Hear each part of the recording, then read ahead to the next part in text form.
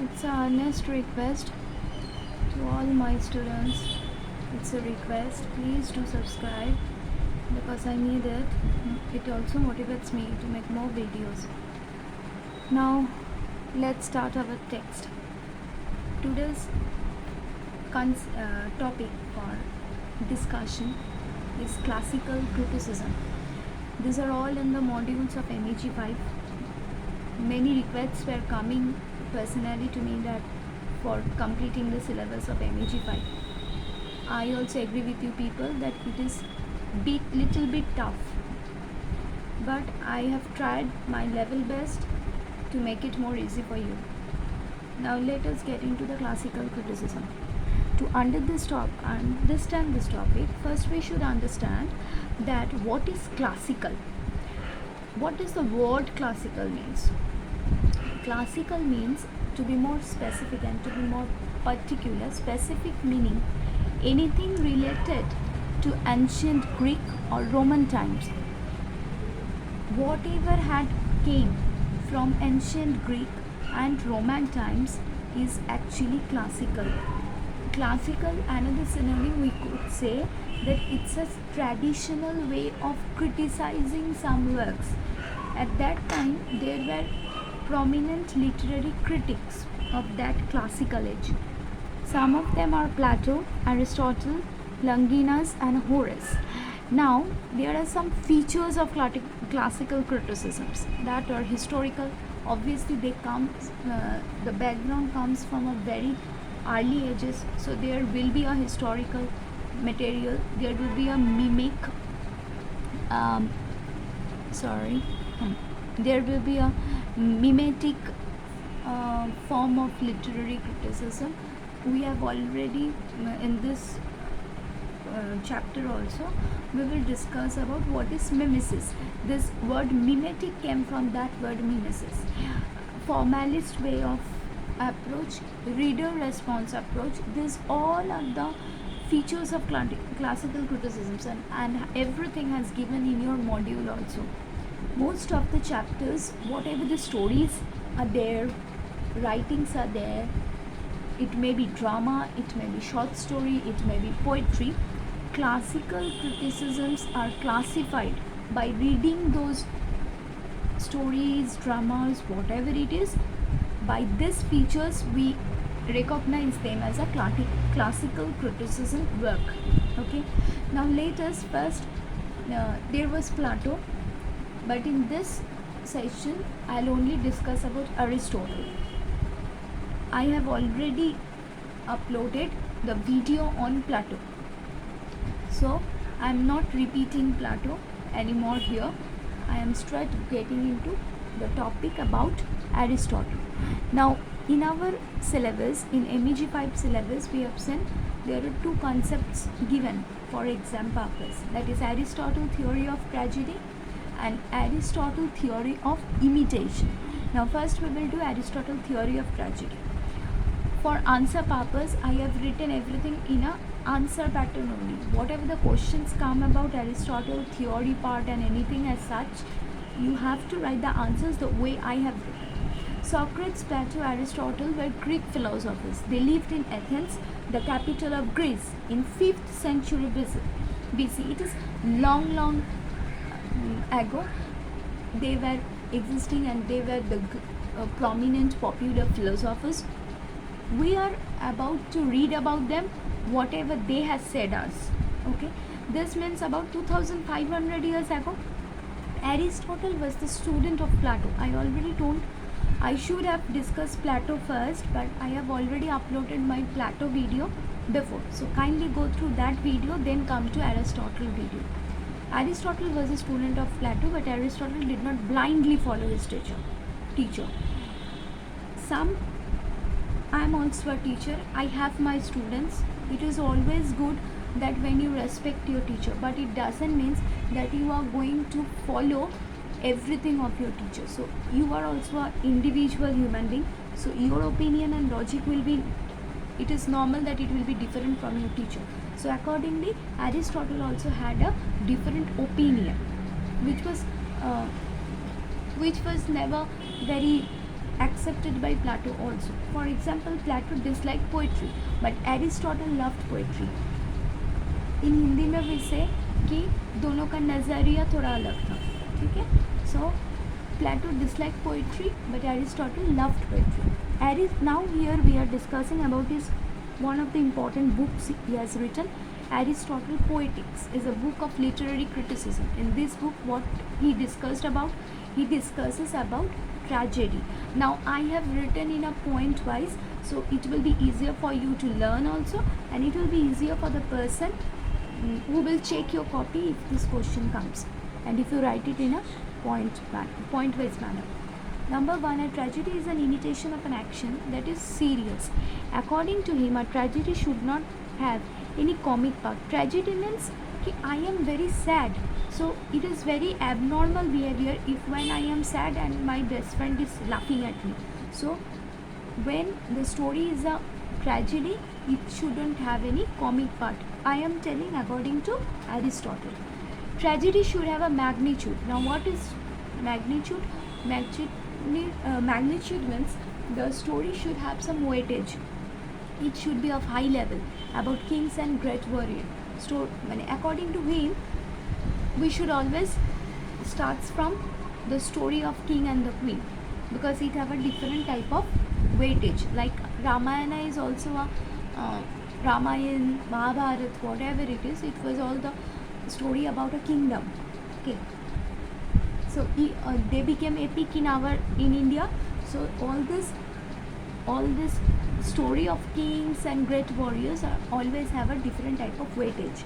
So that is only Aristotle pointing out. A tragedy should be complete. That means must have a beginning. We never suppose someone has given you to write something. What you will do? You will write an introduction. You will give a body part. Then you will give a conclusion part. So automatically you won't do this like a foolish one, that you will write the introduction part, the body part, and you will come out. Obviously everything have a end part, that means conclusion part. A tragedy should arouse pity and fear, because emotions are given there, are shown there. Like for example, I have taken a story here, Oedipus Rex. See, I have written an example. These emotions are aroused when we hear that Oedipus has blinded himself. His wife, come mother, has committed suicide by hanging herself. All these are emotional points. So when there are some point of emotion, it is good to show your emotion. It is good to express your pity. It is good to express your fear also. At the end of a tragedy, there should be a catharsis. We should be calm of mind. What is calm of mind? When the drama is over, you should not get very hyper. Your mind should be more calm and quiet, and you should come out of the whole story and you should be in a state of mind that you can also give some explanation to yourself what you have witnessed. Now let us explain the above points through an example. Creon, Oedipus' brother-in-law and Jocasta brother, provides catharsis in the play Oedipus Rex. Creon remains calm in spite of such calamities that took place at the end of the drama. Oedipus had charged Creon of treason.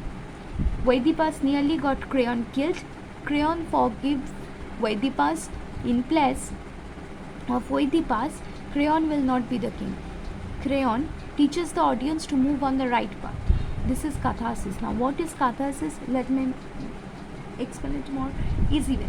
Catharsis is the end part of the drama, where you can conclude something, you can come to some moral conclusion.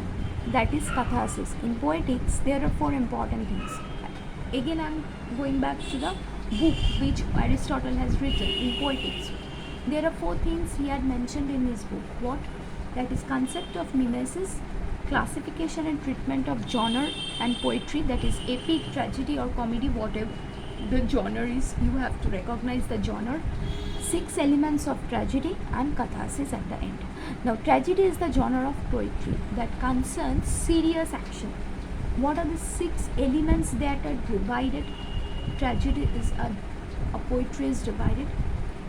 It may be a poetry, it may be a prose also. Okay, So what are the division? Plot, there will be some plot, that is the soul of the tragedy. It should be complete one. It should have some magnitude. It should have a proper structure, and it should be universal. We shouldn't write anything in a virtual way that doesn't match with our own lifestyle. So obviously authors write those things that they get from the real life. Okay. In universality, there are again some subdivisions, that is unity of time, unity of place, and unity of action. Now unity of time means drama should cover up a total 24 hours a day. It should represent action that takes place for the same amount of time. There shouldn't be any leaps of time or lapse of time. Okay, we shouldn't overlap any time. Unity of place, it means that the drama should show only one place. It should not show a lot of places in one story. It is according to Aristotle, then the story will be very clear and clean and cut. Okay, unity of action means, it means that the drama should have only one story and not many plots, and no subplots are also allowed. According to Aristotle, we should write in that. If we consider any tragic hero, must have high status in society.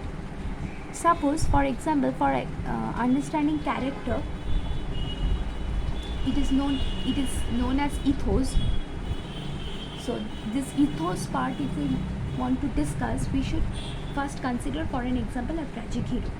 Now what should be it be? Must have high status in the society, must be good, he should be good in his speech, must be true to life, his action should be consistent, and there should be some error of judgment. It is called hamartia.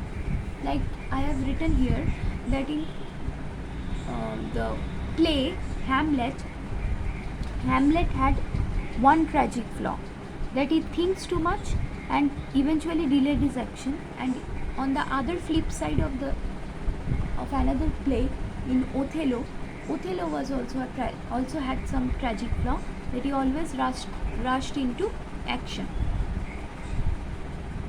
without thinking what can happen and what will happen. Okay, so that means there should be a tragic hero, and the tragic hero should do some mistake, or else the story will not come up. Now third point is thought. There are 6 divisions. Number 3 is thought. It is called dianoia. The inner questioning process that goes on in the mind of a character, which makes him choose one way or the other. He is speaking to himself only. Okay, and he is in dilemma. That time he will ask question to himself only, and he himself will only answer. So these are the elements, important elements of for writing a story or for writing a poetry also, where there is a protagonist. Protagonist means main character. Language by diction, that means lexis. Now there should be a spoken word. It may be a natural conversation, or there will be a speech by the chorus or song by the chorus. Okay, now what is diction? It helps the audience to understand what is a command, what is a statement, either it is a threat or a prayer or a question or an answer.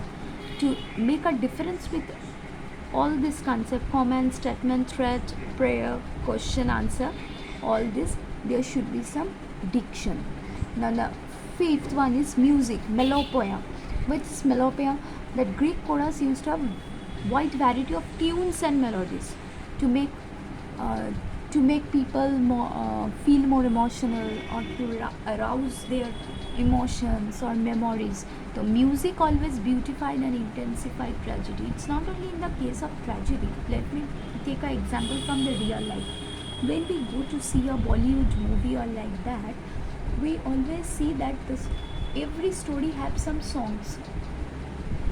Now, why producers and everyone put a song in a storyline? Because music, songs always beautify a story, whatever the story may be. It may be a romantic story, it may be a tragic story. Now the last one is spectacle obsess. Everything visual in theatre, such as formation of dancer in the chorus, the costume, the movement, the gesture, and the signs of the actors, it is everything called obsess. That is spectacle, the audience who is watching the artist. It is a stage scenario. Okay. Now in the next video, I'll continue this Aristotle theory of imitation. For today, I'll stop here only.